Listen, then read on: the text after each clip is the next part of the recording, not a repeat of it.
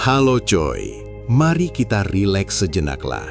Banyak yang belum paham kalau pikiran bawah sadar kita sama sekali nggak punya filter untuk membedakan mana kejadian yang beneran lagi terjadi di depan mata dan mana yang cuma sekadar imajinasi di dalam kepala.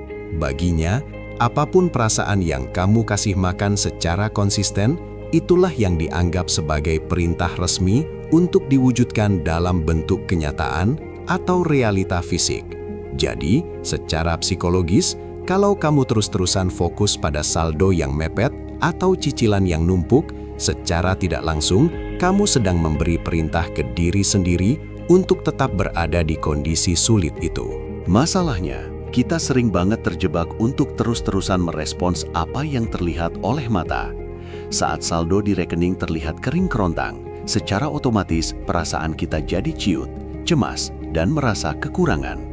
Padahal, kondisi finansialmu saat ini sebenarnya cuma sisa-sisa dari cara berpikirmu di masa lalu. Kalau kamu hanya fokus dan meratapi kondisi yang sekarang, kamu sebenarnya lagi memesan masa depan yang sama persis dengan hari ini. Karena bawah sadarmu seolah menangkap perintah bahwa saya sedang susah. Coba perhatikan, kenapa orang yang sudah mapan biasanya lebih gampang menarik proyek besar atau peluang cuan lainnya. Itu bukan semata-mata karena mereka punya modal besar, tapi karena mental mereka sudah tidak lagi terbebani oleh rasa butuh atau rasa kekurangan. Mereka bergerak dengan perasaan tenang dan yakin bahwa uang itu hal yang wajar ada di hidup mereka. Getaran santai inilah yang justru membuka pintu-pintu kesempatan baru karena pikiran mereka tidak sibuk memikirkan cara untuk bertahan hidup.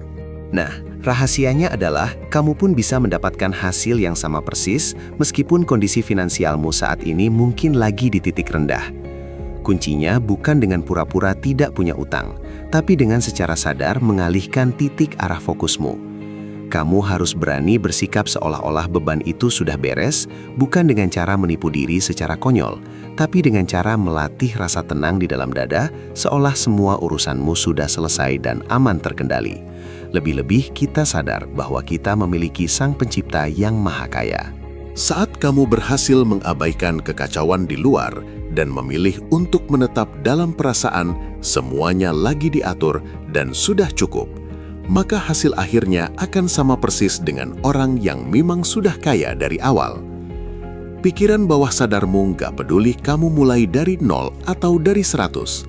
Dia cuma bereaksi pada perasaan yang mendominasi jiwamu. Ketika kamu nggak lagi merasa butuh dan kekurangan, frekuensi dirimu berubah menjadi magnet yang sinkron dengan kemudahan-kemudahan yang sebelumnya terasa mustahil. Masalahnya, kebanyakan dari kita sering terjebak dalam lingkaran setan karena terlalu jujur pada penderitaan sendiri. Kita merasa kalau tidak memikirkan utang itu, artinya kita tidak bertanggung jawab. Padahal semakin dipikirkan dengan rasa stres, semakin kuat energi kekurangan itu mengakar. Inilah yang menciptakan fenomena yang kaya makin kaya, yang susah makin susah.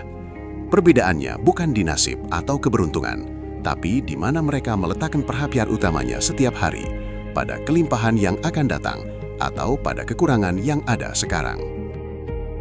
Jadi, kekayaan itu sebenarnya bukan hasil dari kerja keras yang menyiksa fisik sampai tumbang, melainkan hasil dari seberapa berani kamu menipu perasaanmu sendiri, sampai realita nggak punya pilihan lain selain ikut berubah. Kalau kamu terus menunggu kaya dulu baru mau merasa tenang, selamanya kamu akan dikejar beban. Tapi begitu kamu merasa tenang dan berkelimpahan sekarang juga, seolah semua beban sudah selesai. Secara otomatis kamu sudah memutus rantai kemiskinan itu dan membuka gerbang kelimpahan itu sekarang juga. Maka rezeki itu pasti datang secara brutal dari arah yang tidak pernah kamu sangka. Lanjutlah berkarya dan jalani hidupmu dengan kesadaran yang baru.